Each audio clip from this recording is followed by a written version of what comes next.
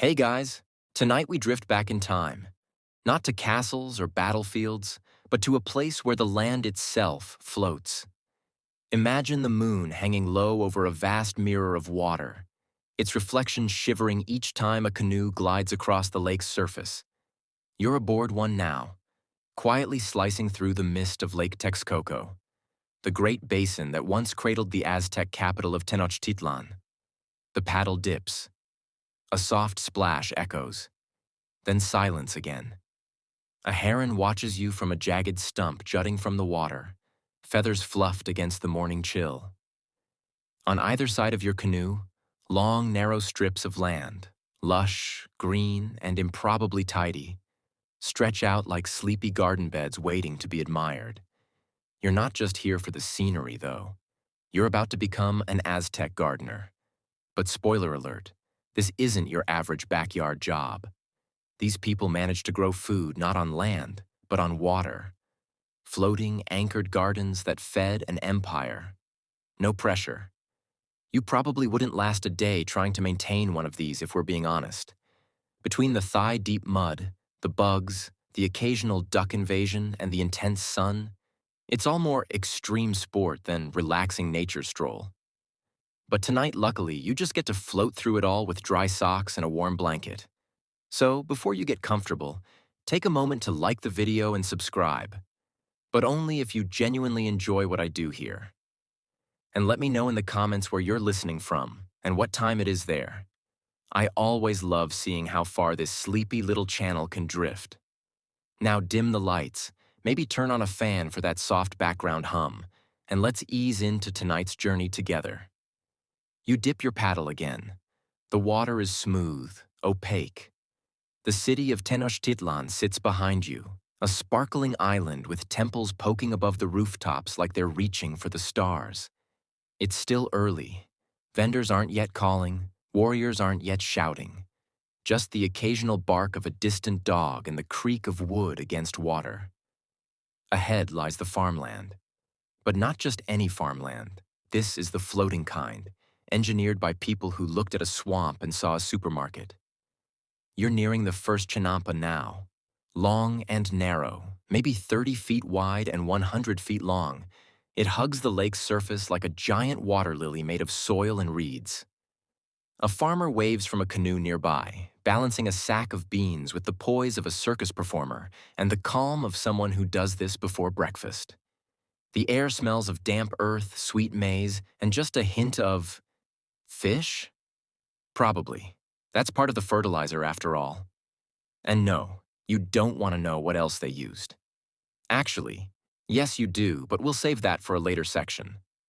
Hint, it's not vegan. As you drift closer, you notice how neat it all is. The Aztecs didn't just wing it. This whole watery expanse is organized with alarming precision. Historians still argue whether this system grew from earlier experiments by the Xochimilco people or was fine-tuned later under Aztec rule. But what's clear is that by the time you arrive, the chinampas are already a masterpiece of agricultural design.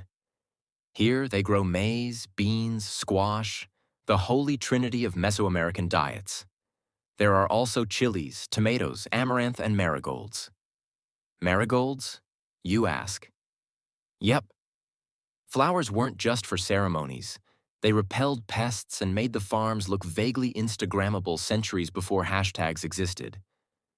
You pass by a boy standing ankle-deep on the edge of a chinampa, his feet sinking slightly into the soft loam as he pulls weeds with one hand and eats a tamale with the other.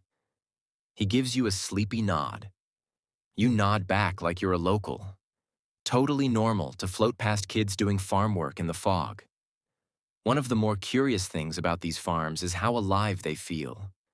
Egrets tiptoe between rows of maize, dragonflies skim over the surface, and the occasional frog lets out a half-hearted ribbit before hopping into the canal. It's more than farming. It's a whole ecosystem. And if you're wondering how a bunch of floating dirt doesn't just drift away in the current, don't worry.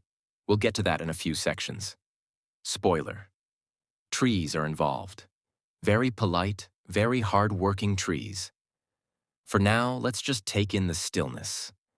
You close your eyes for a moment, letting the canoe rock gently beneath you. The paddle rests across your lap, damp and cool. Somewhere in the distance, someone starts playing a flute. Could be a priest, could be a bored teenager. Either way, it works. A bit of trivia while we float. One Spanish chronicler claimed the Chinampas were so lush and orderly that Europeans thought the farms were just normal islands, until they saw them move. Like, actually drift with the wind. Talk about a plot twist. But for the most part, they don't move. That's kind of the whole point.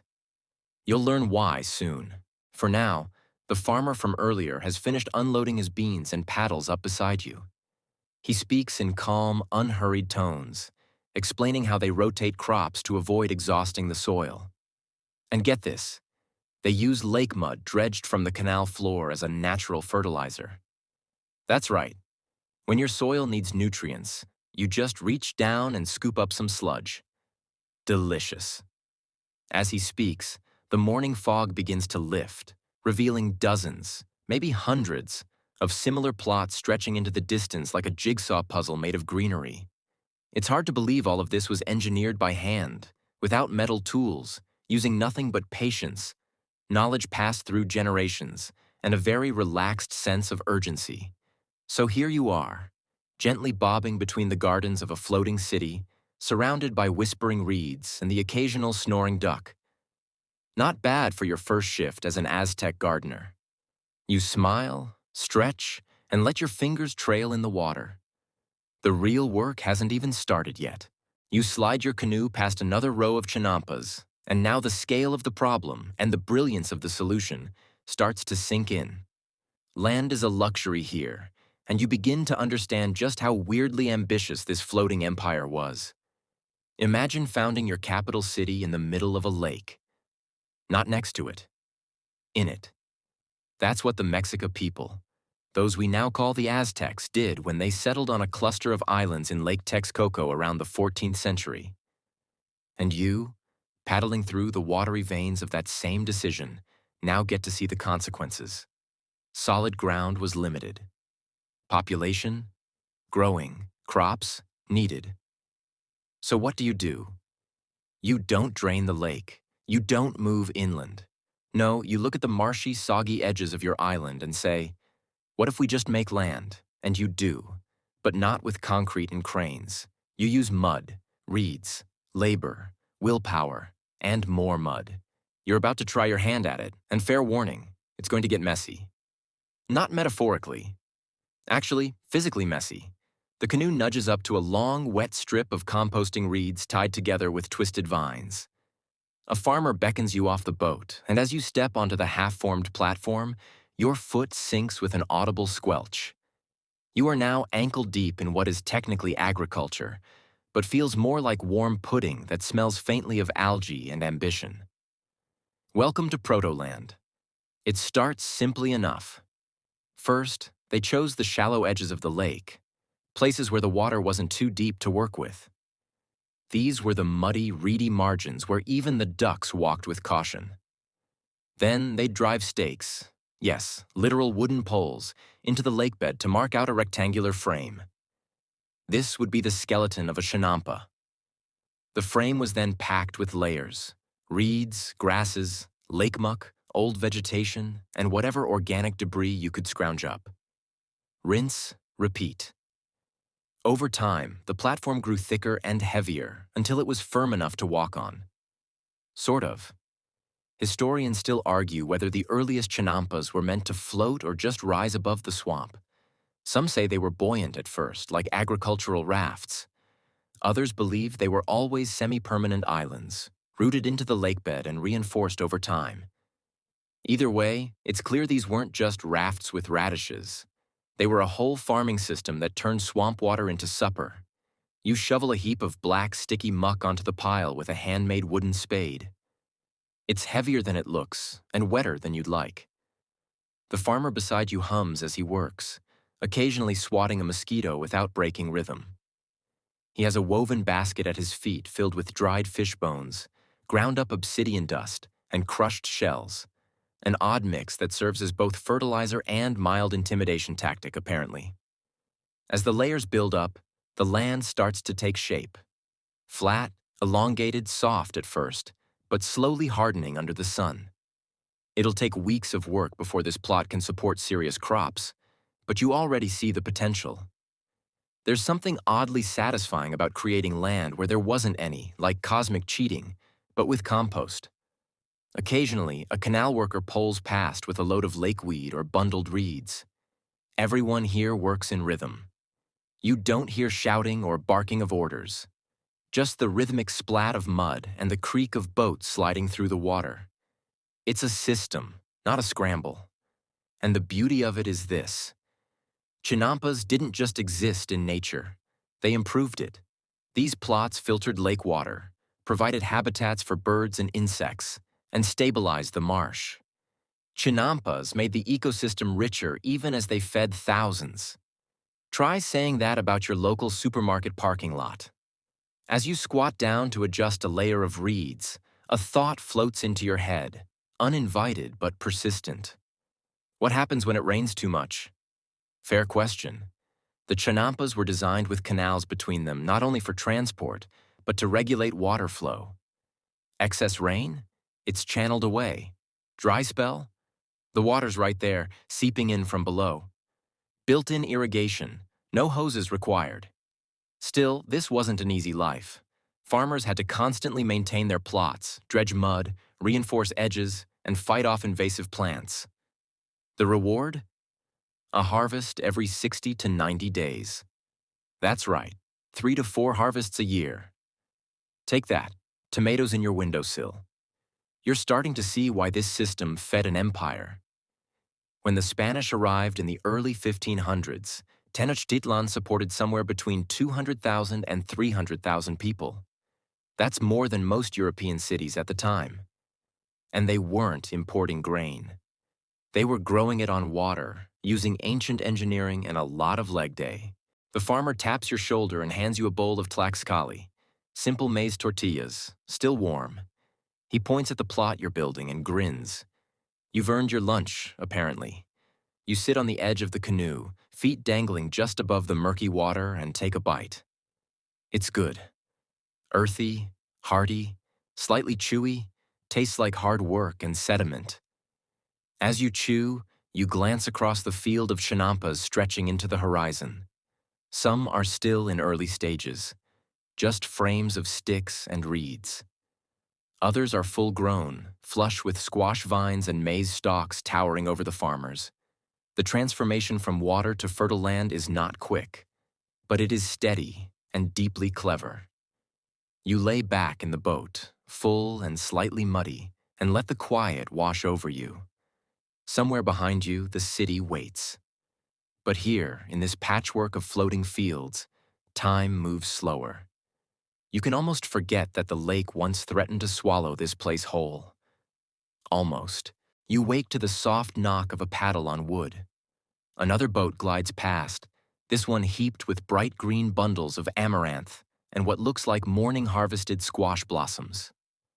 The farmers aboard nod politely, and one even tosses you a strange, knobbly fruit, something between a cucumber and a bad haircut. You give it a sniff. Earthy, slightly sour, possibly edible. It's time to get moving again. You're headed toward an older part of the lake, a district of chinampas that's been cultivated for generations. Your guide tells you this is where you'll see the tree trick. You're intrigued. You're also still picking mud out of your socks. As you drift, the scene becomes even more surreal. The chinampas here look older, more stable. No longer soggy platforms, but lush gardens bordered by thick hedges and anchored by trees. Yes, trees growing from what is technically a giant compost island. It shouldn't work. But it does. These are ahuejotes, or water willows. Tall, elegant, and slightly disheveled looking, they're the secret structural engineers of Chinampa life. Farmers plant them along the edges of each plot, and their thirsty roots suck up excess water while their trunks reinforce the soft soil. Over time, these willows create a living fence that stabilizes the Chinampa, shelters crops from harsh winds, and makes everything look like a watercolor painting gone slightly feral. You run your hand along the bark of one. It's cool, damp, and covered in moss. Birds chirp from the upper branches, and dragonflies flit through the leaves. In the distance, you hear a splash, probably a heron going fishing. This is not your average farm. This is farming by symbiosis. And here's a twist. These trees don't just stand around looking pretty. Their leaves were used in medicine, their bark for tool handles, and their shade provided a cool retreat for workers during the brutal midday sun. If trees could unionize, the Ahuejotes would already have dental. Now imagine you're one of those farmers, decades ago. You don't just build a chinampa once and forget about it. No, you maintain it like an old friend who borrows your tools and occasionally collapses into the lake. You replant the trees, dredge up mud from the canals to enrich the soil, and monitor for erosion. You also keep an eye on those trees. Some might rot, fall, or become homes for snakes with very flexible real estate requirements. Historians still argue whether the Ahuejotes were introduced when chinampas first began, or added later as a clever upgrade. One theory suggests they were copied from natural islands in the lake that were already edged with trees. Another argues that the Mexica deliberately planted them to mimic nature and prevent their floating farms from wandering off like overexcited dogs. Either way, it's hard not to admire the genius. Instead of fighting the swamp, the Aztecs simply asked, "How can we make this mess work for us?" As you walk along the narrow earthen strip between two canals, the air smells sweet and damp. The tree roots trail lazily into the water, and you can see minnows darting beneath them. It's quiet, peaceful, until a frog lets out a belch that startles you so badly you almost step off the edge. You recover with your dignity barely intact. Your guide chuckles and points out a bundle of hanging gourds. "For carrying water," he explains. You hadn't noticed them before. Everything in this place seems designed for reuse, for practicality. Bamboo poles for harvesting, reed mats for shade, and even the trees themselves serve double or triple duty. And this isn't just about trees and mud. There's a bigger picture here, a kind of ecological choreography. The canals act as irrigation and highways. The chinampas are layered with soil and nutrients dredged from the same water they float on. The trees provide structure and shade, and the wildlife, ducks, frogs, insects, help control pests and pollinate crops. It's not a farm, it's an organism. The more you look, the more interconnected it seems. Farmers feed the lake, and the lake feeds the crops, and the crops feed the people, who then return offerings, organic waste, broken tools, even rituals, to the land. And when something fails, say a canal floods or a tree dies, it's adjusted, not abandoned. You squat under the shade of a willow and fan yourself with a piece of woven palm. The day's heat is creeping up, but under the leaves it's still cool. You watch another farmer work across the canal, his straw hat bobbing with every step. He's planting maize in a tight, careful spiral, using a digging stick carved from ahuejote wood. Behind him, another plot is bursting with chilies, small, angry red ones you're told to admire but never eat raw. Oh, and here's a delightful fact. Chinampa farmers used floating compost rafts. No joke. Think of them as slow-release fertilizer boats. They'd collect old leaves, fish guts, food scraps, and bundle them into nets or baskets. Then they'd float them in the canals between the plots, letting nutrients leach out naturally over time. It's either a stroke of genius or just very lazy composting. Either way, it worked. Even the layout of the chinampas had logic. Most were oriented from north to south, maximizing sun exposure and minimizing wind damage. That's right, they angled their floating farms based on celestial mechanics. The only thing you've ever angled carefully is a frozen burrito in the microwave. Eventually, you reach the far edge of the chinampa zone. Here, the water deepens, and the chinampas thin out. Trees are fewer, and the breeze feels less filtered. But before you leave, you take a last long look at that elegant grid of mud and life. The system has lasted centuries. In fact, some modern farmers in Xochimilco, on the southern edge of Mexico City, still use the same methods. Not out of nostalgia, but because it still works. It's not perfect, of course. Urban pollution, invasive species, and shifting water tables have made things tricky. But the fact that it still exists speaks volumes. You climb back into your canoe, legs a little sore, hands muddy, and brain buzzing with questions. Like, how did they know to build this way? Did every chinampa look the same? And perhaps most curiously, why doesn't every city in the world grow food like this? You lie back again, this time with more appreciation than awe, and a bit more caution around frogs. You're reclining again, paddle dipping gently into the rippling canal as your guide hums some ancient melody under his breath. Something passed down from grandfather to son, he says, though he might just be making it up on the spot. Either way, it suits the moment. Ahead lies a part of the lake few outsiders tread, where the older, overgrown chinampas rest in half-retirement, and the water grows thick with reeds. These plots are quieter, dustier, and oddly more alive with stories. Because here, tucked between overgrown squash vines and crumbling willow trunks, is where the compost heaps live. Now, compost may not strike you as glamorous.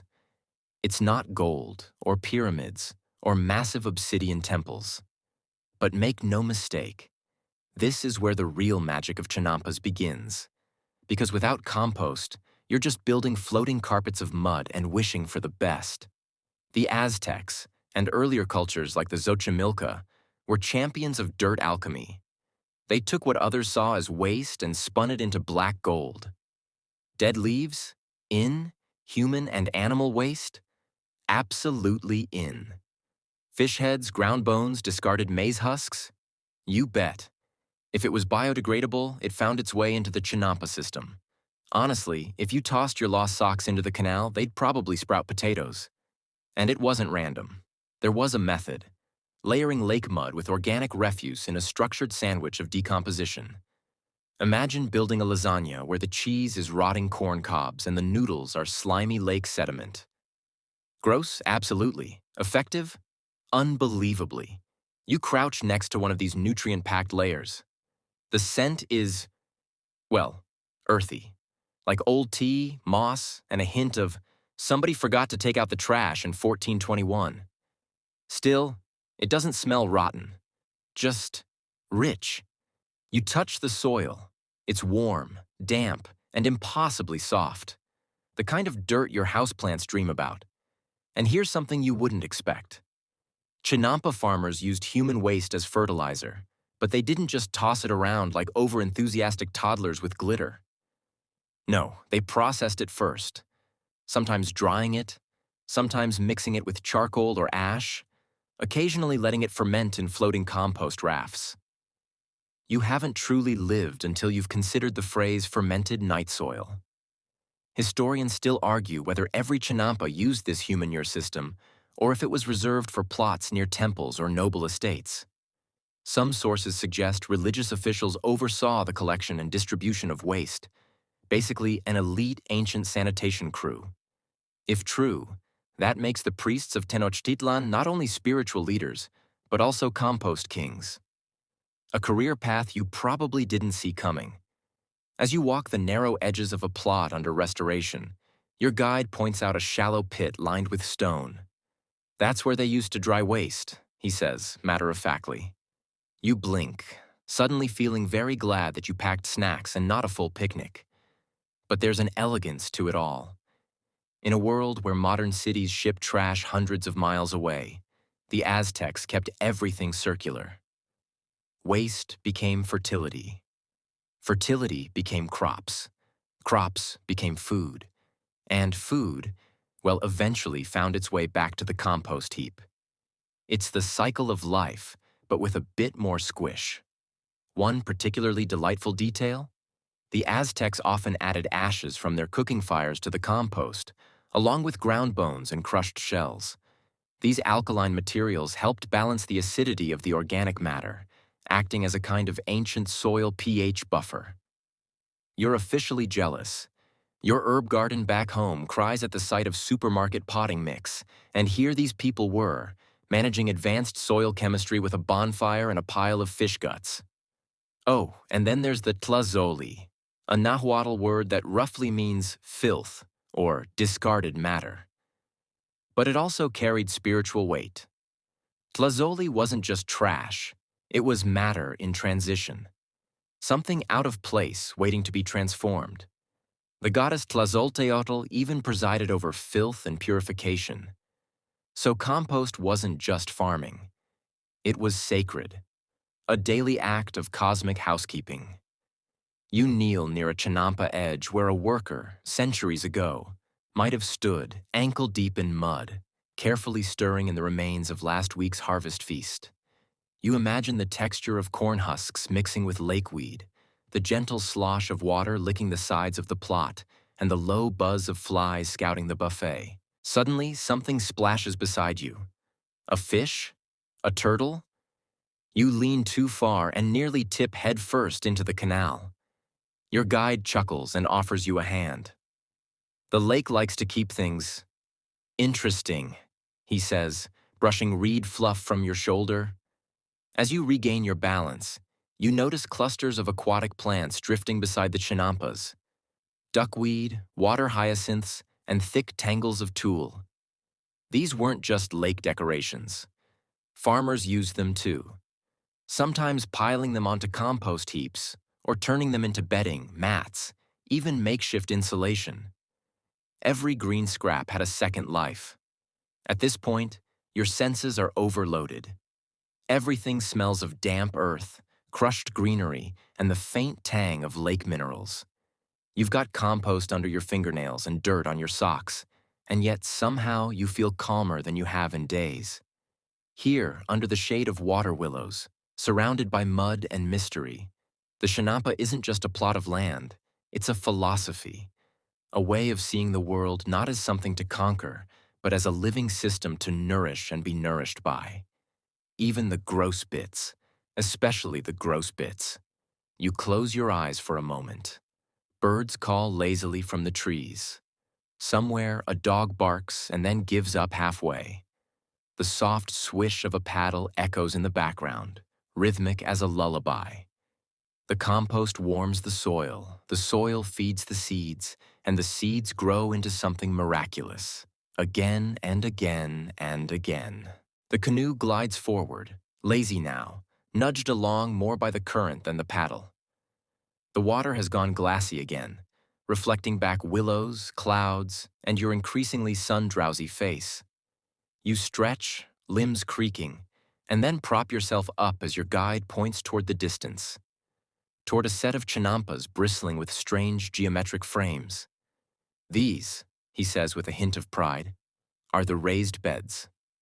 And that, he gestures to a lattice of vines climbing skyward like slow green acrobats. That is where it gets really clever. Welcome to Aztec farming architecture. It's time to talk trellises, terraces, and the fascinating problem of how you grow 3 kinds of vegetables in one plot without starting a neighborhood feud between them. Because it turns out that chinampas weren't just flat, floating rectangles of mud. That was just the canvas. What the Aztecs painted on them. Oh, that's where the genius lies. You crouch beside a mound of earth that looks like an over-enthusiastic mole had a design degree. At first glance, it's just a hill. But look again, and you see it's been sculpted to drain water just so, to shelter the young roots of beans, and to create little warm microclimates for the chillier mornings. And nestled into these rises and dips is what you now recognize as the ancient cousin of the 3 sisters system. Maize, beans, and squash grown together not just as a trio of plants, but as a self-supporting ecosystem. Maize shot up straight and tall, the architectural backbone of the whole affair. Beans twined around the corn stalks, borrowing strength while feeding nitrogen back into the soil. A quiet act of generosity. And squash sprawled across the base like a green, leafy security blanket, shading the ground and keeping it damp. Frankly, they were a better trio than most human roommates. You lean over the rows, touching the broad, velvety leaves of squash, still damp with dew. It's not just farming, it's choreography. A slow, sunlit dance that turns biology into architecture and necessity into poetry. And don't think they stopped there. The Aztecs used reed mat fences to section off areas of their chinampas for different microtasks, nurseries for young seedlings, medicinal herb zones, even dedicated flower beds for tribute. The gardens were divided and modular, optimized in ways that would make modern permaculture folks weep with joy. Historians still argue whether every farmer designed their chinampa layouts personally, or if there was a shared knowledge base, some kind of farmers' guild or council that traded design secrets over spicy tamales and pulque.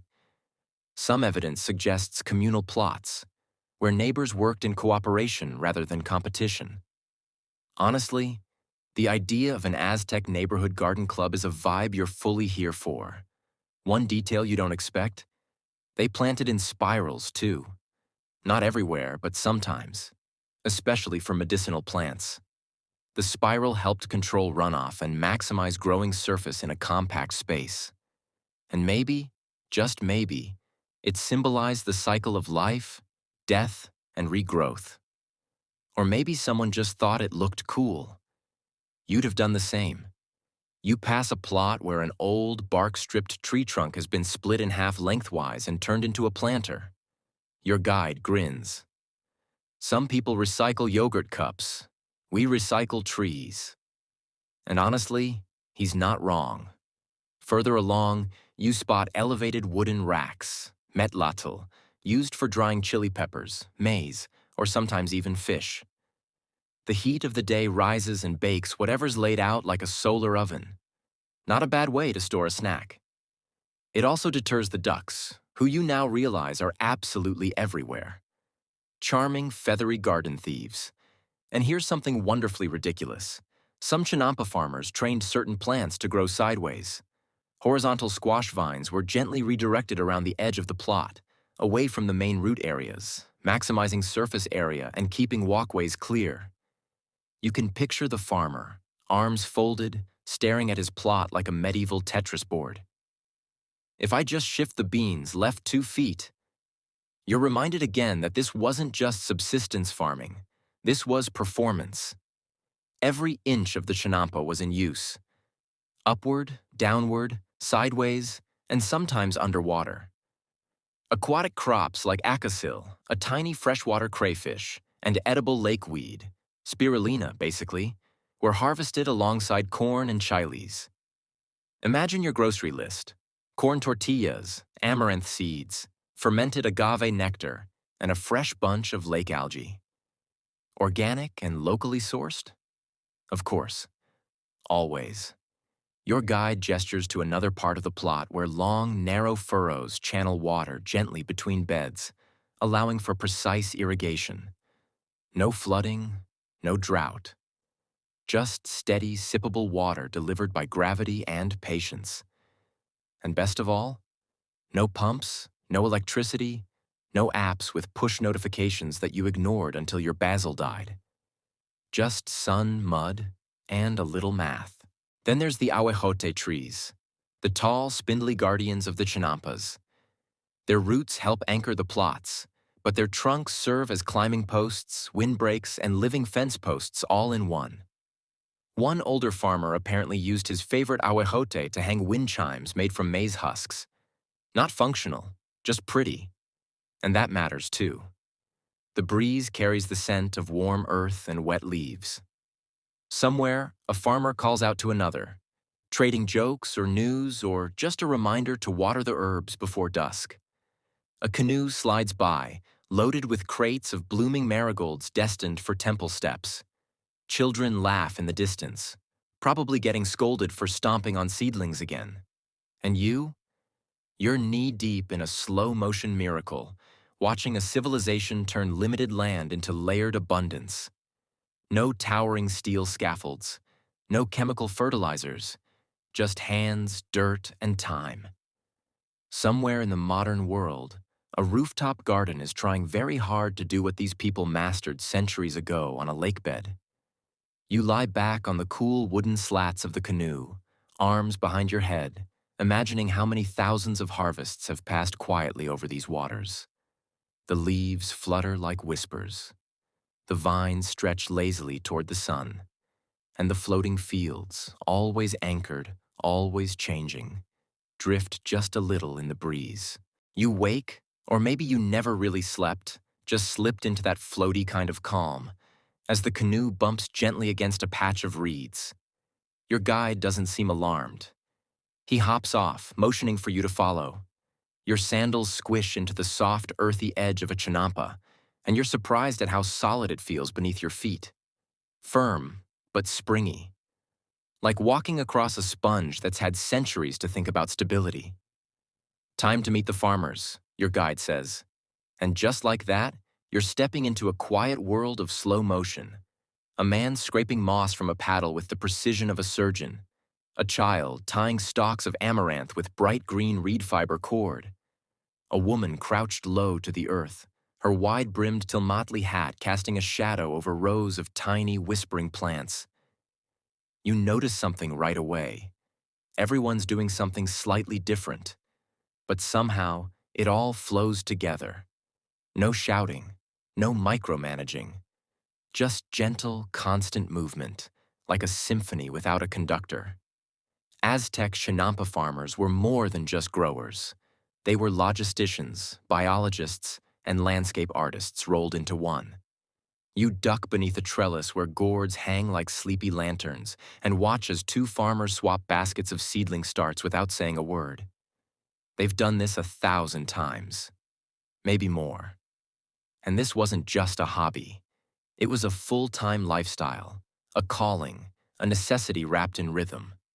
In fact, Kalpuli, local clans or neighborhood groups, often manage sections of chinampas together, assigning duties and schedules to ensure that planting, harvesting, and even canal maintenance flowed smoothly. It's like HOA management, if HOA meetings involved more tamales and fewer angry emails. But here's the wild part. Many chinampa plots had been worked by the same family for generations. You'd inherit your great-grandfather's mud and his secrets, too. Which plants like more shade? Which part of the plot grows the best chilies? Where does the duck like to nap? This was hyper-local knowledge, passed down in whispers and calloused hands. Historians still argue whether this intergenerational setup made social mobility harder or actually more flexible than in other Mesoamerican systems. Some evidence points to cooperative trading among chinampa farmers and even opportunities for upward mobility if you produced especially lush or valuable crops. If your marigolds were good enough, they might end up on a temple altar, or in the market stalls of Tenochtitlan itself. Speaking of markets, a lot of what happened on these chinampas wasn't just about feeding your family. It was about supplying one of the most bustling cities in the pre-modern world. Tenochtitlan needed food, a lot of it, and chinampa farmers were the quiet workhorses behind that supply chain. No grocery trucks, no drones, just narrow, heavily laden canoes gliding into the city's watery arteries at dawn, bearing squash, beans, peppers, and flowers still damp with lake mist. And these farmers were fast. Some sources claim they could yield up to 7 harvests per year from the same plot. 7. That's not farming. That's a magic trick with dirt. You crouch beside an elderly man as he slowly sharpens a blade. A small obsidian tool that looks more like a letter opener than something for slicing cornstalks. He glances up and smiles. Then he holds out the blade, flat on his palm, letting you run your finger just above the edge. It gleams wickedly in the sun, despite its humble size. Sharp enough to cut maize, your guide translates, and gossip. That's your third chuckle of the day, and it bubbles up lazily like a frog rising through warm water. Then you hear the singing. Not loud. Not even meant to be noticed, really. Just a woman humming while pulling up what looks like chaya. A leafy green, nutritious, and just slightly bitter, kind of like spinach that's had a rough day. She sings a song that's probably older than half the empires you learned about in school. A song for planting, or maybe just one to keep rhythm. And here's your quirky tidbit. Many Chinampa farmers kept floating gardens within gardens, tiny reed rafts used to pre-germinate seedlings. Think of them as prehistoric starter kits. These mini rafts floated right alongside the Chinampas, with young plants soaking up water through their woven beds. Once ready, they'd be lovingly transplanted into the larger plots, sort of like botanical apprentices, getting their training wheels before joining the adult crops. You pass a few of these starter rafts now, each one bobbing lightly on the water, covered in baby amaranth and beans, their first leaves curled like tiny question marks.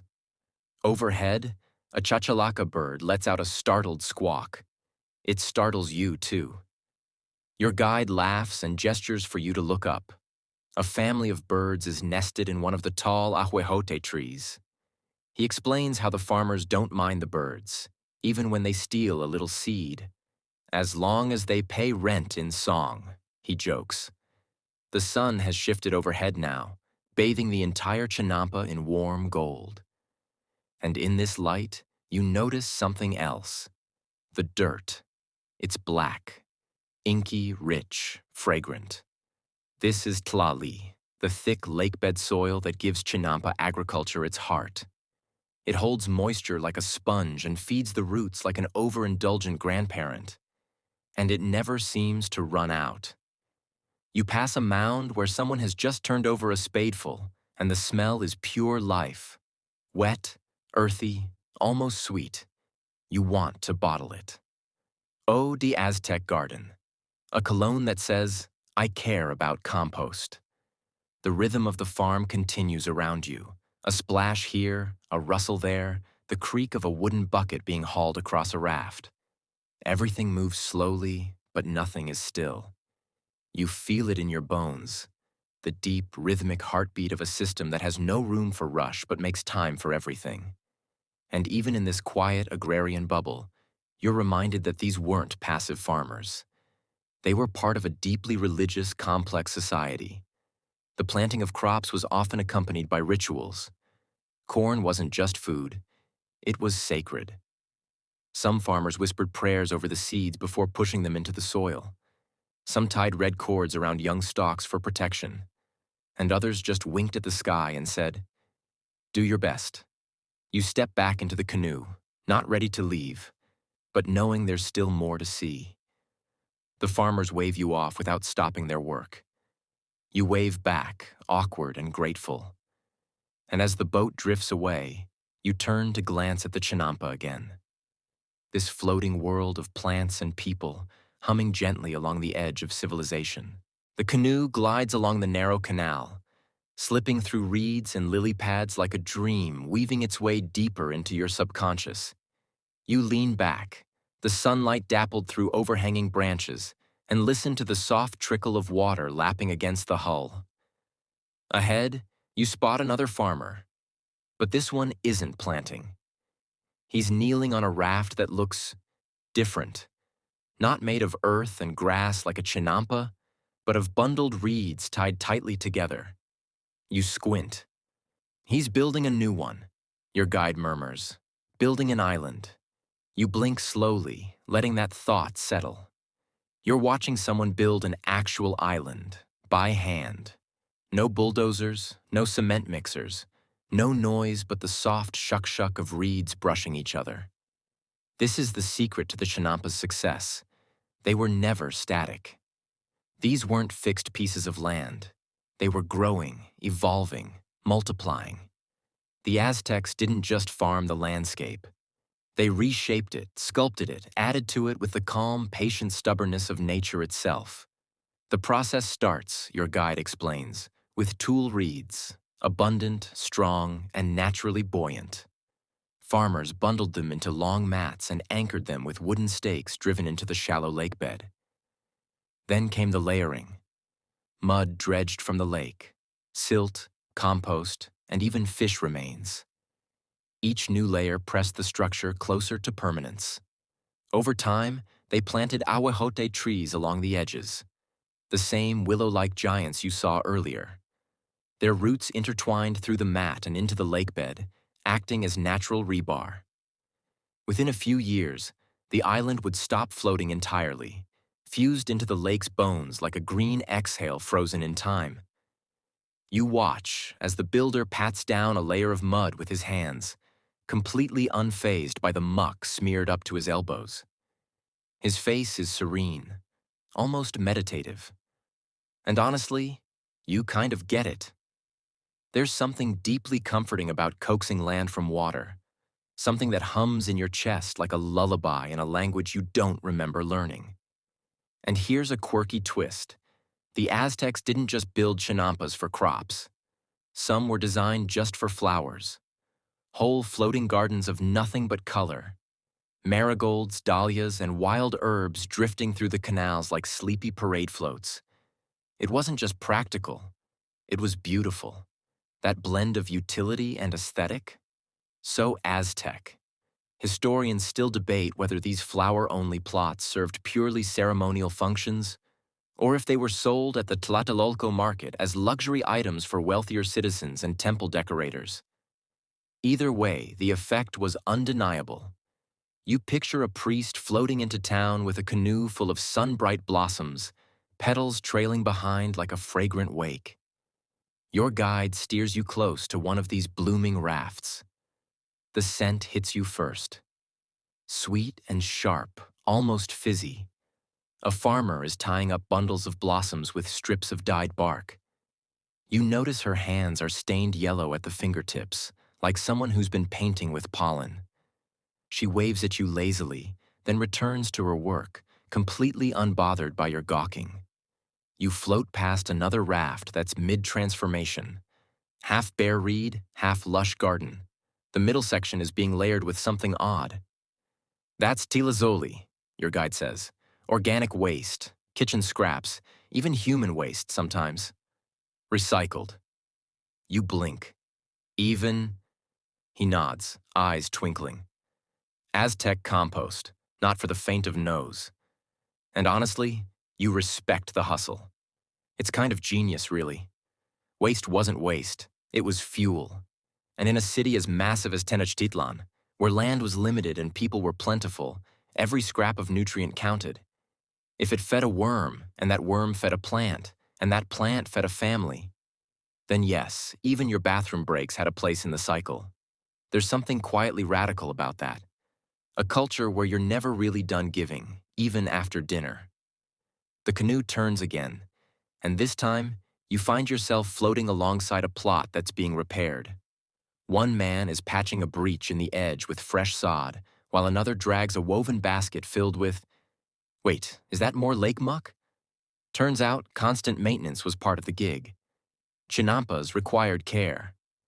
Without regular dredging, the canals could clog. Without reinforcement, the edges could collapse. It was like maintaining a giant floating houseplant, one that could get moody if ignored. But for the Aztecs, this wasn't just work. It was rhythm. Routine. Part of the calendar. Farmers often scheduled dredging right after major planting seasons, sometimes even coordinating with religious festivals for added structure. Historians still argue whether Chinampa upkeep was formally mandated by local councils or left to the discretion of family groups. Some codices suggest fines for neglecting canal maintenance. Others imply a more communal vibe. You help me now, I help you next week energy. You close your eyes for a moment, lulled by the repetition of it all. The splash of water, the squelch of mud, the soft tug of reeds being woven into a raft. It's like someone built an entire agricultural system on the concept of gentle persistence. And just when you think you've seen it all, your guide points toward a stretch of water where dozens of ducks are paddling lazily. They're not pets, he says. They're co-workers. Indeed, these ducks are part of the ecosystem. Aztec farmers encouraged birds, fish, and even certain bugs to thrive near the Chinampas. Ducks kept pests down. Fish waste enriched the water. Insects pollinated crops. This was no monoculture. It was a symphony of symbiosis. No spreadsheets, no synthetic fertilizer, just balance. A farmer nearby tosses a handful of maize into the water, chuckling as the ducks go wild. Feeding the pest control, your guide quips. You laugh again, low and slow, and rest your hand in the cool water trailing alongside the boat. The reeds sway gently, like the lake is breathing. The Chinampas weren't just floating farms, they were acts of defiance. Against poor soil, against limited land, against the wild whims of water. The Aztecs didn't see swampy marshes and throw up their hands. They rolled up their sleeves, grabbed some mud, and said, "We'll grow paradise right here, thanks." And somehow, they did. As you drift onward, the canals widen, and the hush of the morning thickens around you like a warm blanket. Mist curls at the water's surface, tendrils of cloud stroking the air just above the Chinampas. The sun hangs low and orange now, filtering through the gauzy veil like an ember wrapped in silk. Your guide taps the edge of the canoe, drawing your attention to a curious scene ahead. A small family crouched at the edge of a Chinampa, not farming, but whispering. One of them, a boy maybe 10 years old, holds a bowl of water cupped gently in his palms. He lowers it slowly to the earth, as if feeding it back to the roots. "Ritual," your guide murmurs, "before planting maize." It takes a moment to process that. You'd been watching this ecosystem as pure engineering, layers of mud, reeds, labor. But of course, to the Aztecs, it wasn't just clever landscaping. These floating farms were sacred. Farming here wasn't just a job. It was communion. The earth wasn't a passive medium. They believed she was alive. Her name was Tlaltecutli, the earth deity, and in some myths she had to be split in half to become land itself. Each furrow of soil was, in a sense, a wound. And so, before planting, farmers offered prayers, water, even a pinch of ground maize to feed the ground that would soon feed them. You glance down at the Chinampa's soil, dark, crumbly, fragrant, and suddenly it doesn't feel like dirt. It feels like memory, like myth, layered in silty echoes. It's not all solemnity, though. The Aztecs had a wonderfully pragmatic sense of spiritual multitasking. You could honor the gods and build a solid harvest plan. Many farmers aligned their planting with the Tonalpohualli, the 260-day ritual calendar. Certain days were seen as more favorable for maize, others for amaranth or chilies. Historians still argue whether this alignment had tangible agronomic results, or if it simply created psychological reassurance for farmers. Either way, you suspect the power of belief is half the yield. But let's talk tools. You were probably picturing someone out here with a shovel or hoe, maybe even a handmade rake. Not quite. Aztec farmers favored the coe, a digging stick, sometimes tipped with obsidian or hardened wood. They'd plunge it into the soil, wedge up a small hole, drop in the seed, and move on. Quick, efficient, quiet. It's kind of lovely, actually. Farming without the grindy metal clatter of plows or the roar of machines. Just wood on earth, hand on seed, breath on prayer. And these weren't isolated plots. Farming was a family affair. Everyone helped. Grandparents, kids, aunts, and uncles. There are paintings and codices of women carrying baskets of seedlings, boys steering canoes between the rows, even elderly men staking up bean vines. One record, still hotly debated by scholars, suggests that Chinampa ownership passed matrilineally in some cases, from mother to daughter. While patriarchal structures dominated broader Aztec society, these green rafts may have quietly nurtured pockets of feminine authority. A whisper of equality rooted in rich black mud. Your canoe now passes a small Chinampa planted entirely with amaranth, its vibrant purple leaves fluttering in the breeze like tiny flags.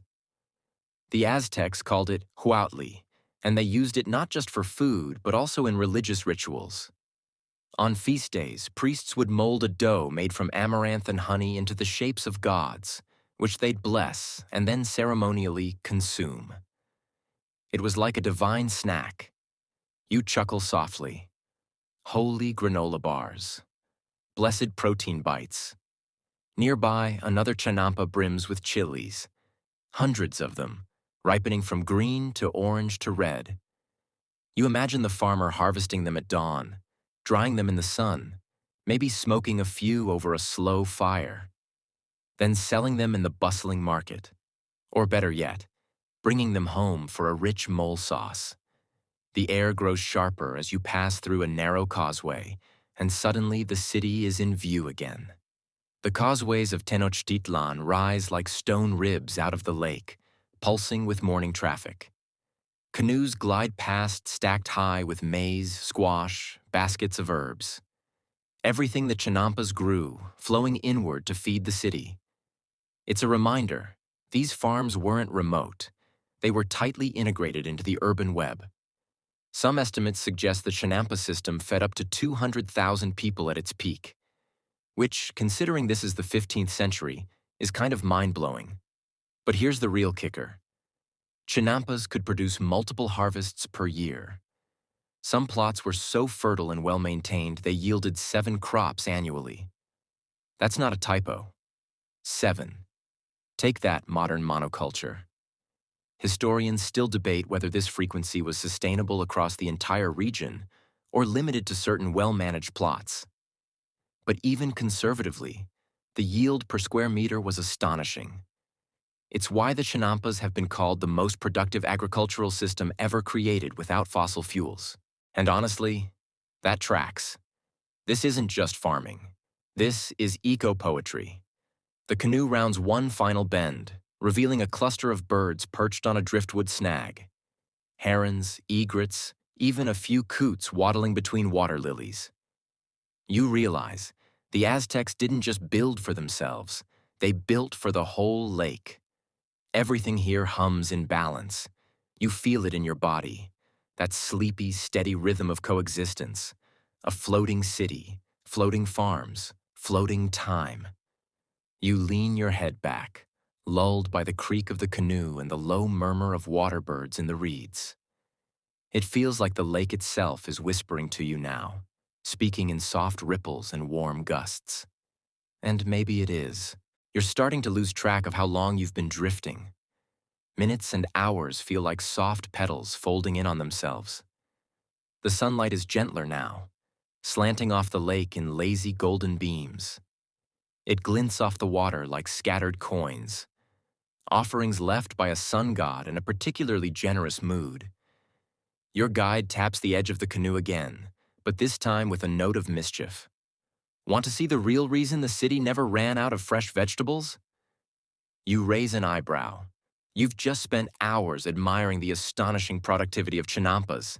How could there possibly be more? But he's already steering toward the edge of the canal, guiding you through a tiny inlet nearly choked with overgrown reeds.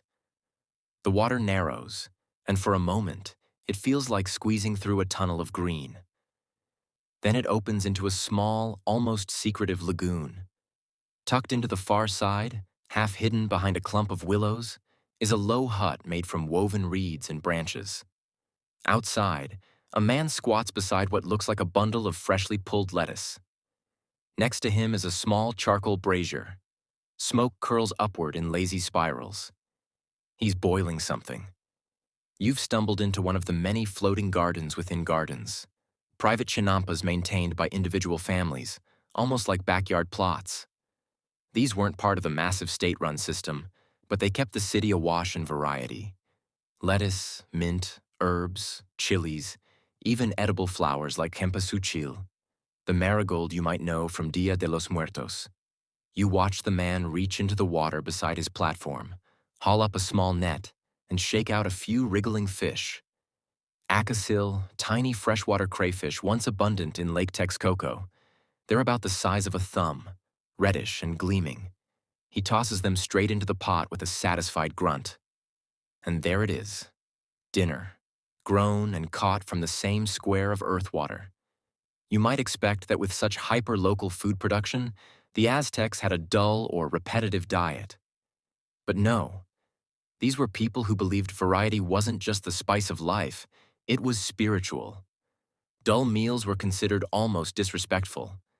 Maize was sacred, yes, but so was the art of combining it with squash, beans, tomatoes, and all the condiments a chinampa could offer. Historians still debate how much state control influenced diet in different classes, but evidence suggests that even commoners enjoyed access to seasonal herbs, wild greens, and traded spices. It wasn't just nobles feasting on complexity. Your average farmer's stew might include 6 or more ingredients and at least one clever trick, like using epizot to reduce bean flatulence. Yes, even ancient cuisine had gastrointestinal strategy. And here's something you definitely weren't expecting. Tamales were already everywhere. The Aztecs loved them. Soft maize dough filled with whatever was on hand.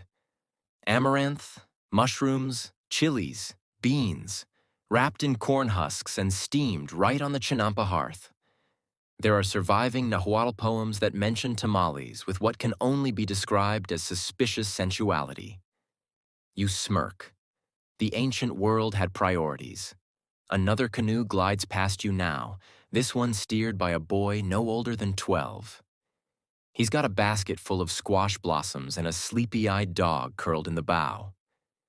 You watch as he expertly pulls his way down the canal, probably headed for the market. Ah, yes, the market. You haven't been there yet, not in this journey, but everything from the chinampas flows to it eventually. The famed Tlatelolco marketplace was the largest in the empire, with thousands of stalls and vendors. Some estimates suggest it served over 60,000 people on peak days. There, traders sold chinampa-grown goods alongside treasures from distant lands, cacao from the south, obsidian blades from volcanic regions, dried insects, yes, edible, and fragrant bundles of copal resin. And here's where the Aztec genius for logistics really shines. They developed a system of canoe-based delivery that would make modern grocery supply chains sweat. Narrow canals connected the chinampas to warehouse districts in the city, where goods were sorted and distributed. There are records, still puzzling to scholars, describing how some neighborhoods had preferred delivery times, even particular canoe routes. Was it preference? Ritual? Status? The answer is murky, but the idea of ancient morning produce drops feels oddly familiar. You float past another farmer now, this one bent low over a bed of beans. He glances up, nods, then returns to work, his hands moving with the slow, assured rhythm of someone who has planted the same soil 1,000 times. His feet are bare, his tunic patched, but there's a quiet pride in the way he lays down each sprouting seed. And you realize something beautiful. This was all done without wheels, without beasts of burden, without draft animals. Every canoe, every sack of vegetables, every handful of amaranth, moved by human arms and hands. The Aztec Empire functioned on people power, and it worked. You lean back and exhale, letting the thought settle. A floating network of gardens, humming like an ecosystem designed by both gods and engineers, feeding one of the most powerful cities in the world. And yet, it's all so quiet, so intimate. The wind stirs again. You catch the scent of mint from a nearby chinampa. Tiny purple flowers bob in the breeze, nodding as if in agreement. The canoe rocks gently, and for a moment, the line between past and present softens. You're not just visiting history, you're floating in it. The light fades further as your canoe glides on. The lake seems to sigh, releasing the heat of the day in slow, fragrant breaths. Somewhere in the reeds, a frog croaks. A lazy, half-hearted note. Your oar dips into the water with a soft plop, stirring up little rings that expand and vanish like old dreams. Ahead, a cluster of figures huddle around a long wooden table perched atop a wide chinampa. These are tlaquilos, scribes, and record keepers. You didn't expect to see paperwork out here in the floating gardens. But then again, even paradise needs paperwork. One of them raises a hand, palms smudged with soot ink. "Welcome to the data center," he jokes, gesturing toward the bundles of pictographic codices stacked like papyrus burritos. It turns out that even in a world of maize and marigolds, The Aztecs were fastidious record keepers. Who farmed what? How many baskets of beans were owed to which temple? Which family had planting rights on which strip of chinampa? All carefully logged in visual glyphs that could be interpreted by trained eyes. Each chinampa was technically state property or often temple land, but the right to farm it could be inherited or granted by the emperor. So yes, Aztec agriculture had its own version of bureaucratic red tape, just without the tape. The scribe unfurls a codex to show you something curious.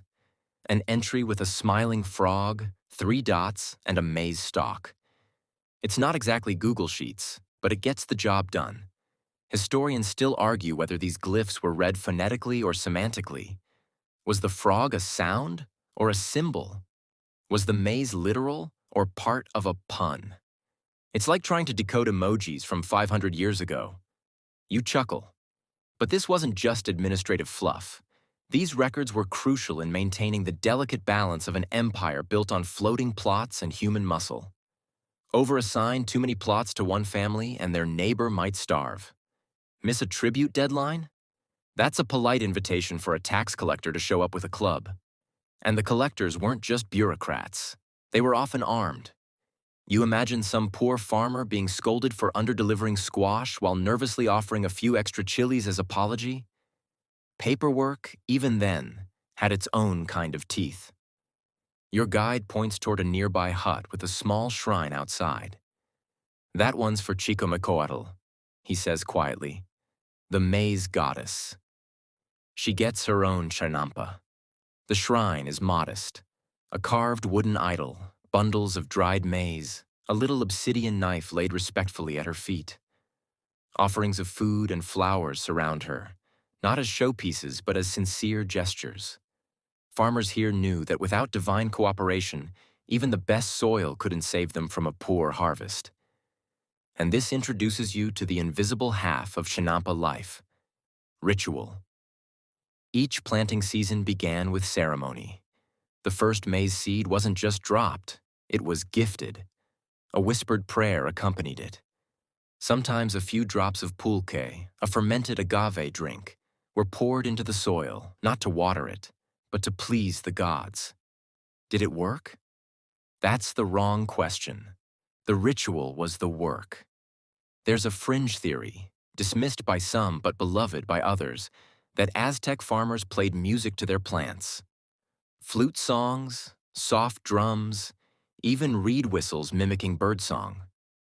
To comfort the maize spirits, the theory goes. Is it true? No one knows for sure. But the image of an old man playing ocarina to his tomatoes is too soothing to dismiss outright. Another theory, more grounded, suggests that chinampas functioned partly as a way to ritualize land ownership. Since these plots weren't natural land, but rather constructed ones, they bypassed older tribal claims. Ingenious, right? Build a floating garden, and now you're not invading someone's territory. You're innovating. And so, the state could expand its agricultural output without triggering clan disputes. Or at least, fewer of them. There's a rustle nearby. You glance over your shoulder. A group of children races along the edge of a chinampa, laughing as they chase a dog with a stick tied to its tail. The dog, one of those hairless Xoloitzes quintly, seems mildly annoyed but mostly resigned to his fate. One of the kids pauses to shout something in Nahuatl. Your guide translates with a smirk. He says the gods will curse you if you step on the marigolds. You glance down. Sure enough, you've drifted too close to a flowering patch. You quickly adjust the oar. No need to risk divine wrath. As the children disappear into the foliage, the silence returns, soft and almost reverent. The scribes pack away their codices. The shrine flickers in the breeze. Somewhere in the distance, a flute plays. Not a melody, just a few high notes curling like smoke. You can feel the story sinking into you now. These gardens weren't just farms. They were performance stages, prayer mats, tax ledgers, classrooms, and family histories all rolled into a few muddy meters of floating soil. And the people who kept them alive? Those barefoot planters, the net fishers, the ocarina players, the ink-stained scribes. They were doing something more than feeding a city. They were feeding an entire cosmology, which makes your current moment, lounging in a canoe under the scent of sun-warmed chilies and wet earth, feel a bit like sitting inside a living library, not reading it, just being read to. The scribe waves you off with ink-stained fingers. Your guide pushes off with his oar. "We're not done yet," he says. "We haven't even seen what happens when it floods." Your eyes widen. Oh. You barely have time to ask what he means before a faint roll of thunder murmurs from the far horizon. The sky above still glows with that late afternoon gold, but to the east, clouds have gathered like gossiping elders, dark, full of secrets, and just about ready to let loose. "Don't worry," your guide says, casually adjusting the position of the canoe.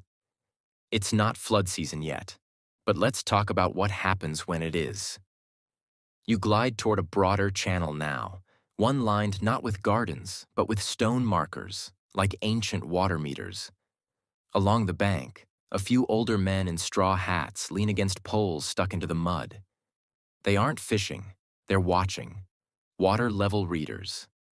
Each year, during the rainy season, Lake Xochimilco would rise like a slow-breathing lung.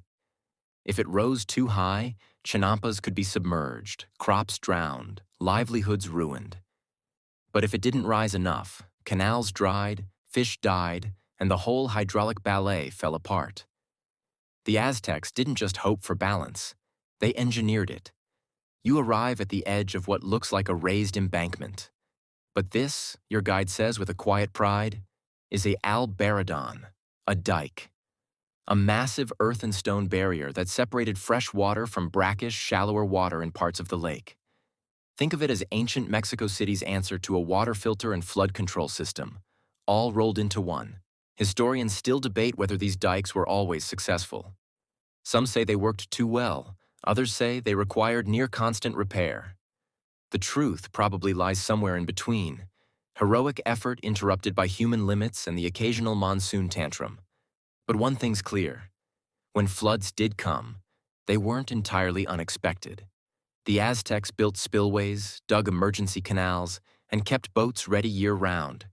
In extreme cases, families might temporarily abandon a chinampa, their belongings piled into a canoe, their dogs perched on baskets like scowling figureheads. And the city of Tenochtitlan itself? Built in the middle of this lake system, it had causeways and bridges engineered with removable sections, just in case the water rose and an invading army tried to paddle in uninvited. Talk about flood plans and crowd control. Your canoe drifts past a series of poles set into the shallows. Each is painted with marks, red, blue, black, and yellow bands. It takes a moment before you realize they're seasonal water gauges. Farmers would track the height of the lake across the year using these. Yellow was the ideal. Red? Not so much. A fisherman, half submerged in the water with a net slung over his shoulder, glances up at you and mutters something under his breath. Your guide translates again. He says the fish go weird before the big rains. Smarter than priests, some of them.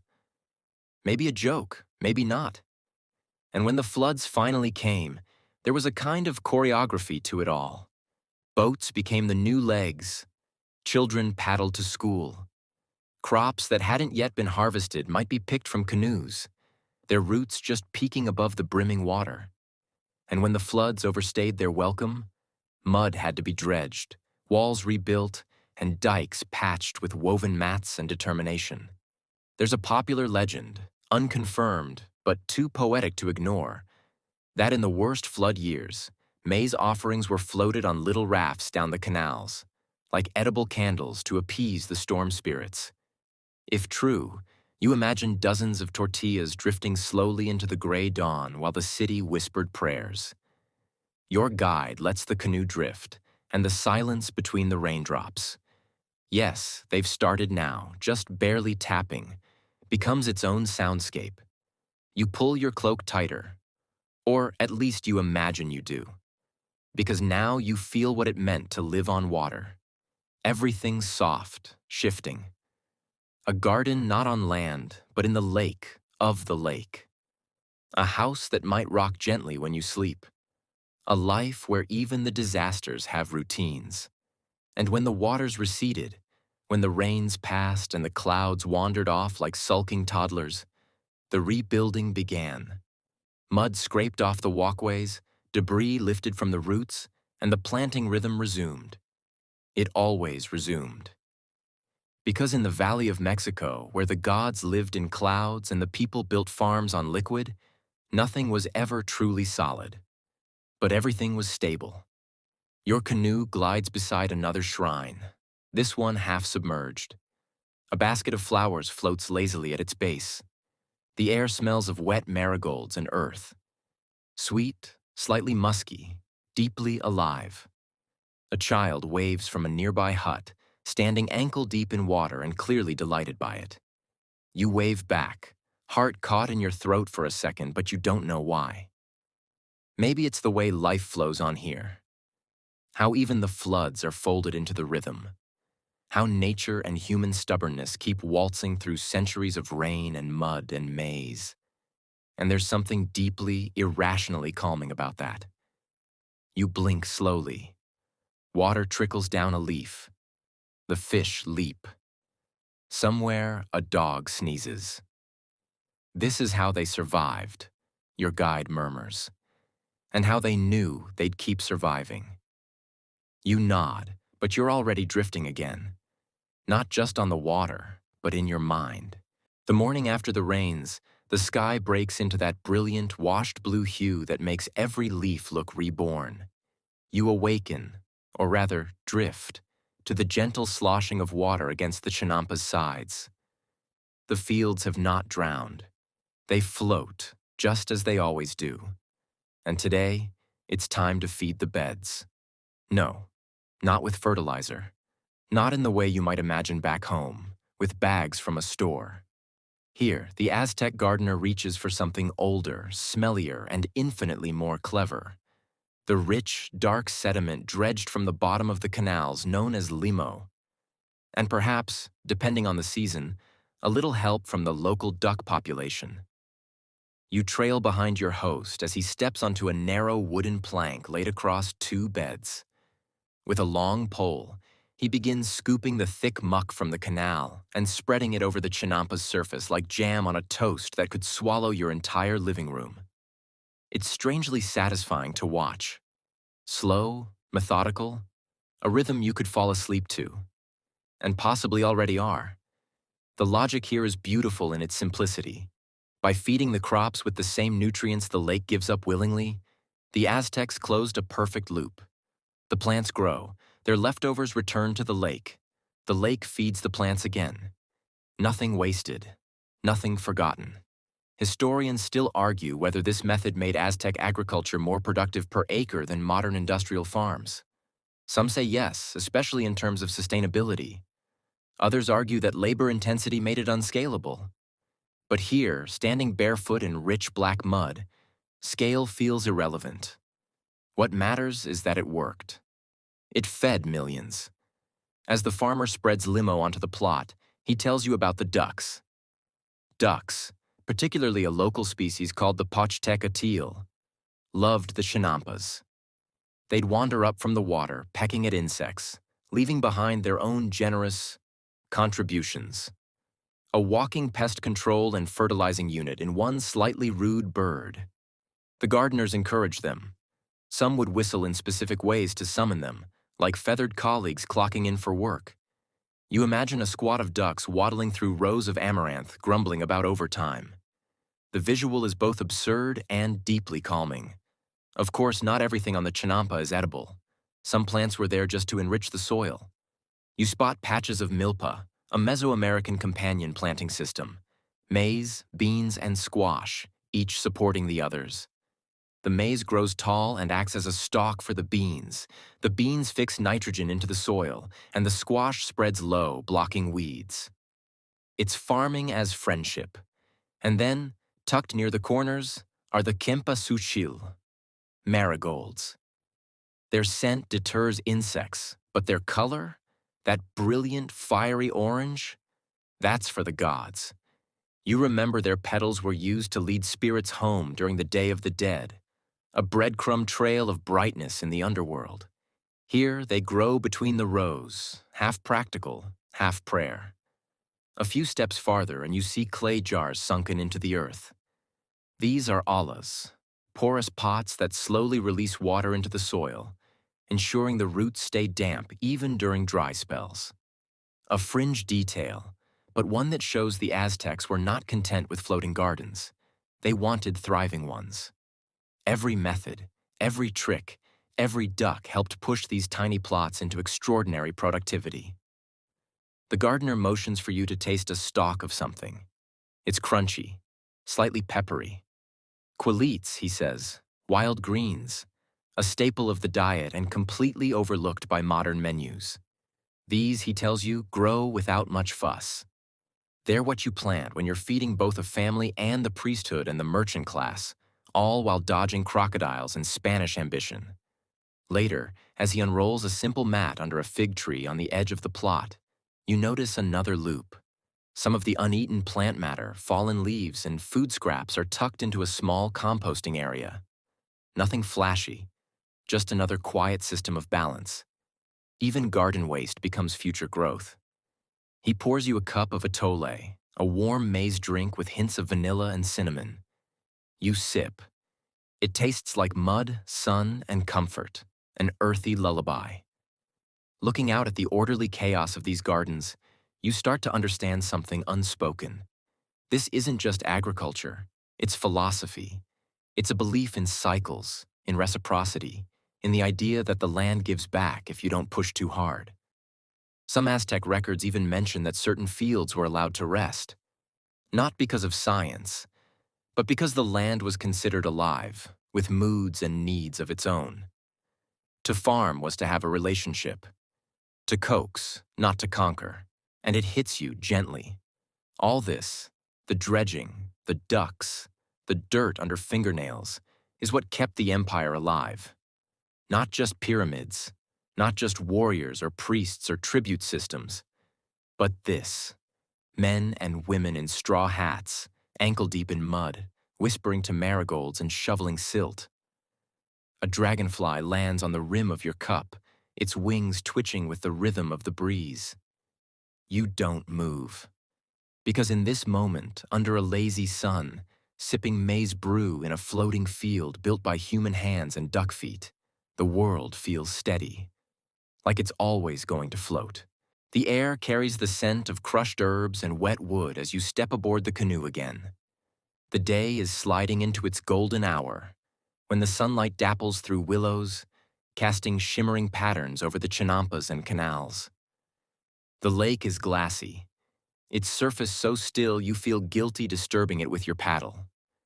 But disturb it you do, gliding forward, weaving through a maze of green that somehow feels both ancient and intimate. You're headed toward the Kamakac, a temple school hybrid perched at the lake's edge. But this isn't a detour. You've come to learn how the Aztecs passed down the secrets of chinampa farming from generation to generation, not through books, but through ceremony, song, and something far more unforgettable: flower poetry. Now you're probably wondering what flowers have to do with farming. Quite a bit, actually. The Aztecs believed that speech itself had to be as beautiful and carefully cultivated as a garden. Their greatest thinkers, farmers included, spoke in metaphors. So a well-farmed chinampa wasn't just fertile, it was a hummingbird's cradle where maize dreams. That's the kind of metaphor they'd use, eyes serious, mouth smiling. Inside the Kalmakak, you sit on a woven mat while an elder sings a farming verse to a small circle of students. His voice is low, almost a whisper, and the Nahuatl words roll like a slow stream. In water, my root in mud, my hope the reed bends but never breaks. It's not a textbook, it's a memory net. Every rhythm, every metaphor encodes practical advice. When the water rises, don't panic. Let the chinampa flex.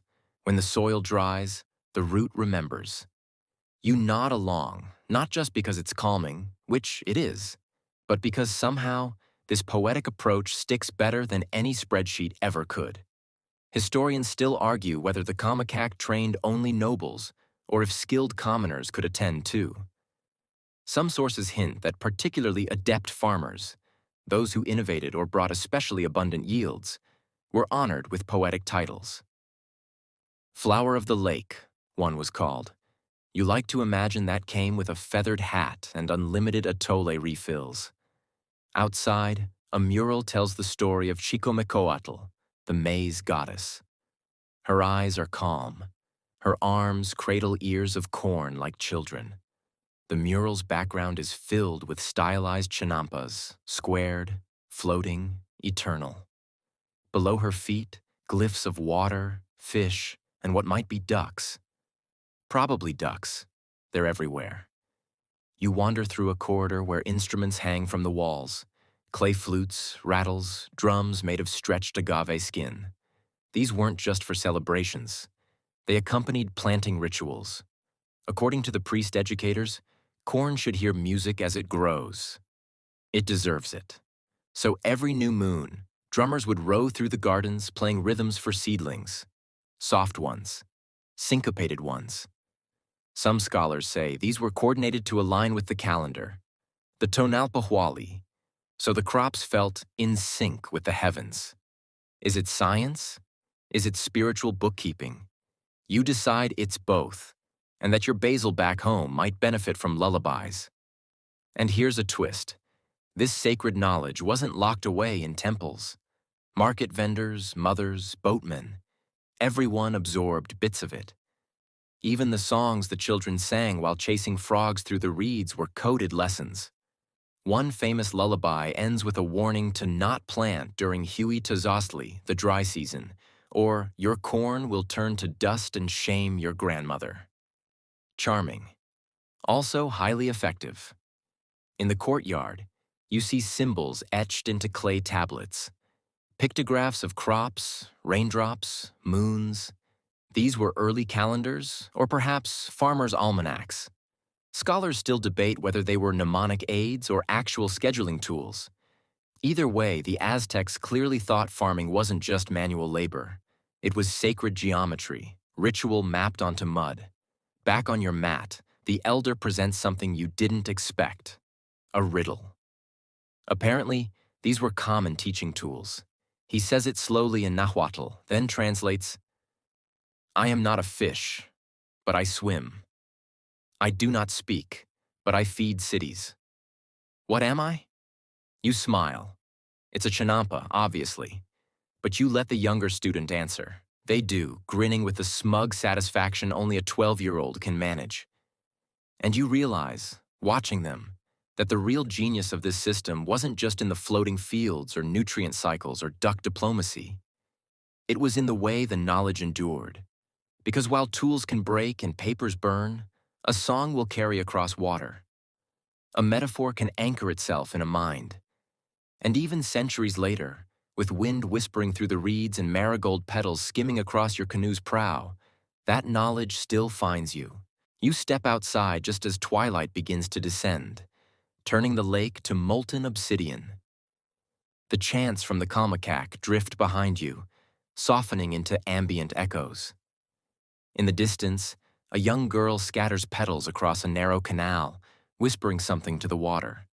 Maybe a prayer, maybe a recipe, maybe both. And as you float back toward the main channel, knees tucked, paddle at rest, you whisper your own question into the dusk. If knowledge is a garden, how many poems have we paved over? The only answer is the gentle slap of water against your boat. You drift in near darkness now, the sky above painted in deep indigo, stitched with stars. Your canoe floats past sleeping herons and quiet groves of ahuehuete trees, their knotted roots submerged, their shadows tall and stretching. You lean back slightly, one hand grazing the cool surface of the canal. The lake is quieter now, and so are you. But not done yet. Tonight, You're headed to a lesser-visited edge of the floating world, a cluster of chinampas abandoned long ago, where curious artifacts lie half-submerged in mud and memory. You're here to investigate a persistent question. How exactly did this intricate farming system begin to fall apart? Because, spoiler, it didn't last forever. Not entirely. It starts, as these things often do, with a little too much of a good thing. The very brilliance of Chinampas, their fertility, their location, their closeness to Tenochtitlan, also made them vulnerable. When the Spanish arrived in the early 1500s, led by a very unwelcome houseguest named Hernán Cortés, they saw the Chinampas not as sacred geometry, but prime real estate. Highly farmable, highly lootable, highly exploitable. You trace your fingers along a half-buried canoe paddle, its wood blackened with age. Someone once rode this canal, perhaps to bring maize to the market, perhaps to flee, perhaps both. Cortés and his men didn't understand the subtle dance of canals, mud, and reeds. They saw water and tried to control it. They saw lakes and tried to drain them. They dismantled dikes and rerouted rivers to serve European-style estates. Chinampas were neglected, then actively destroyed in favor of wheat fields and grazing pastures. Spoiler again, wheat doesn't float. But it wasn't just foreign conquest that changed things. Historians still argue whether internal overpopulation also played a role. Some say the Aztecs had begun overworking the Chinampas even before the Spanish came. Others suggest that drought cycles, exacerbated by mismanaged canals, pushed the system into decline. It's not easy to prove. The earth holds some answers, but the evidence is often literally muddy. You paddle onward, past Chinampas choked with algae and saplings. These floating gardens have become wild now, like nature reclaiming its stage after the play ends. But not all is lost. In fact, here's something oddly hopeful. While the grand city of Tenochtitlan may be buried beneath modern Mexico City, and while many Chinampas were paved or drained, some never fully disappeared. A few families, often descended from Chinamperos themselves, kept the traditions alive, quietly, in small corners.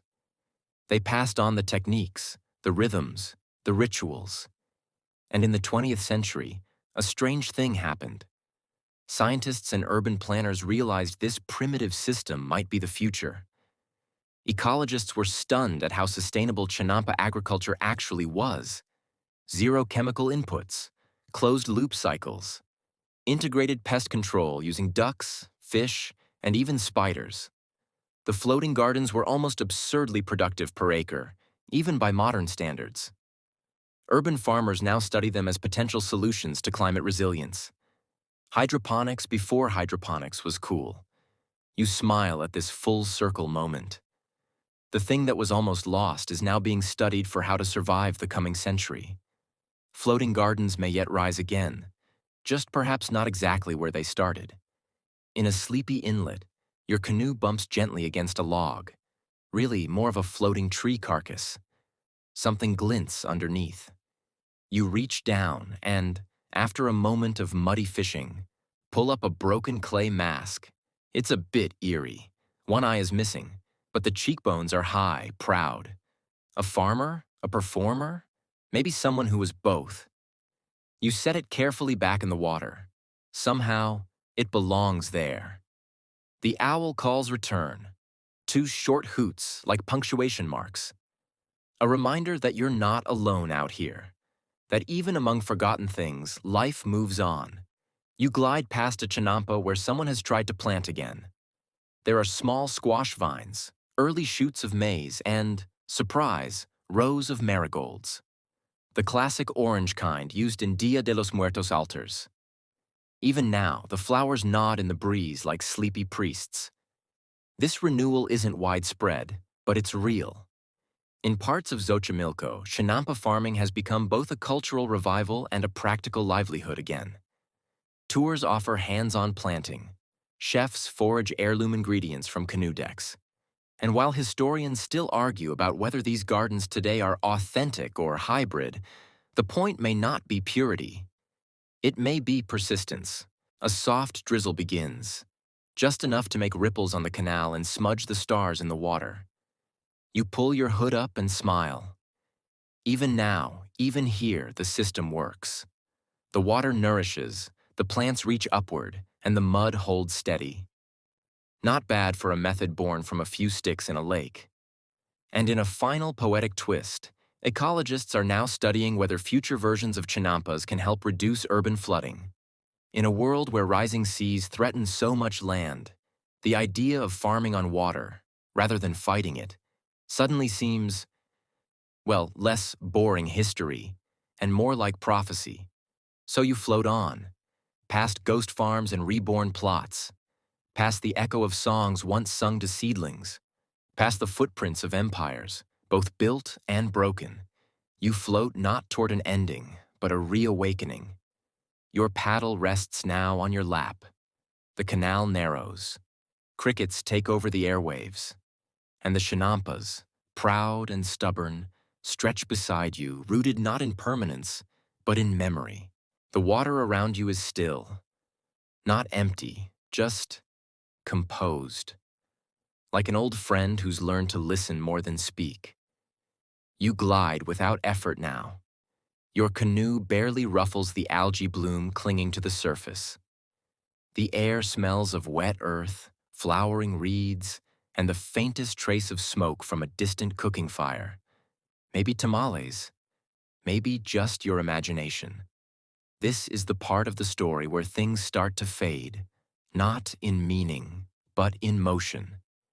You've followed the chinampas from their muddy beginnings to their golden age, through conquest and decline, and now, here, into rebirth. But before you fall fully asleep to the lull of the canals, there's one last thread to tug. Not a grand battle or royal decree, but something smaller, quieter, the lives of the gardeners themselves. Because it's one thing to admire the system. It's another to imagine yourself inside it, dirt under your nails, your reflection dancing in the morning canal. You rise at first light, when the lake is a mirror and the herons still sleep. You step onto your chinampa carefully, your sandals damp with dew. A hoe rests against a willow tree. A few red chili plants bend gently in the breeze, their fruit ready to pick. And you, sleepy gardener, begin your day. There's no breakfast burrito, no coffee shop, just tortillas, maybe a bit of pumpkin seed paste, and the knowledge that today will be full. Full of silence, sun, and the swish of reeds against your ankles. The planting process isn't quick, it's meditative. You place seedlings by hand, nestling them into that black, spongy mud you carted in by canoe last week. You hum an old song your mother sang when she weeded. Or maybe it's one you made up. In the chinampa, nobody's listening but the frogs. Historians still argue whether Aztec farmers sang to their crops for ritual reasons or just out of boredom. Either way, the rhythm of the work becomes a kind of music. You spot a spider web in the cornstalks and leave it alone. That spider keeps beetles at bay after all. You don't need pesticide. Your ecosystem is its own bodyguard. The sun climbs. You sip water from a gourd. You glance at the sky and judge the weather not by radar but by the shape of clouds. Somewhere, maybe Tenochtitlan, maybe just a bustling market pier, others await your harvest. But there's no rush. The canal doesn't hurry. Later, you'll barter your produce, squash, chilies, tomatoes, perhaps even flowers. You might exchange them for obsidian blades, woven blankets, or that rare delight, cocoa beans. Your world runs not on coins, but on trust, trade, and tortillas. But there are challenges, too. Sometimes the water runs low. Sometimes a rival farmer accidentally extends their plot too far. Sometimes a canoe tips over and you lose half a crate of avocados. And sometimes, rarely, a canal snake curls up exactly where your paddle wants to go. Still, you carry on. Because here, on your little floating garden, you are everything. Laborer, engineer, ecologist, and poet. You make food appear on water. You understand how wind bends reeds. You know which ducks lay eggs and which just honk for no reason. One time, a traveler passing through the Shinampa network asked if you ever get bored, always farming, always paddling. You laughed. Then you asked them if they ever get bored breathing. Because to you, this is breathing. The Chinampa is not a job, it's a pulse. It connects you to the lake, to your ancestors, to the birds, and to whoever will eat the squash your hands tended. Fast forward to today. Modern-day Chinamperos still walk those same water paths, though with smartphones in their pockets and rubber boots instead of sandals. They plant heirloom crops, keep bees in floating hives, and explain their work to curious visitors who show up with DSLR cameras and reusable water bottles. And while the skyline of Mexico City looms in the distance, the air out here remains different. Cooler, slower, somehow more real. One quirky tradition has made a comeback. Floating serenades. Local musicians board brightly colored trajineras, decorative canoes, and play marimba or guitar while floating past chinampas. Some say it's tourism, others call it cultural revival. Either way, it's charming, and occasionally off-key. But you're here to listen, not to music, but to the old rhythm, the pull of the paddle, the chirp of birds in willow trees, and the soft thump of squash against a canoe bottom. Your story ends not with conquest or collapse, but with continuity. With mud still rich, water still flowing, and someone, maybe you, still planting. And now, just before you fade into sleep, you lean back and close your eyes. The lake beneath you sighs, content. The stars shimmer like ancient seeds, scattered across a midnight sky. The Chinampas hold steady. They always have. And now, your eyes are heavy. Your breath, slow and even. Let the lake drift farther behind you. Let the soft splash of your paddle melt into silence. There's nothing more to do tonight. You've built a floating farm from scratch, tended seedlings by moonlight, bartered squash for song, and watched history gently repeat itself like ripples across a midnight canal. You're not in Tenochtitlan anymore. You're not even in your bed. You're nowhere and everywhere, drifting softly in a world where plants float and time has no sharp corners. With each breath, your thoughts settle like silt in still water. With each heartbeat, your body lets go of tension, like vines unwinding from a reed fence. Let the dark hold you. Let the silence hum like crickets in the distance. There's no more mud to haul, no more maize to pick. Just sleep now. Deep, unbothered sleep. You're safe here, in the floating world. Tomorrow, if you like, you can plant again, or maybe just float. But for now, rest. You've earned it.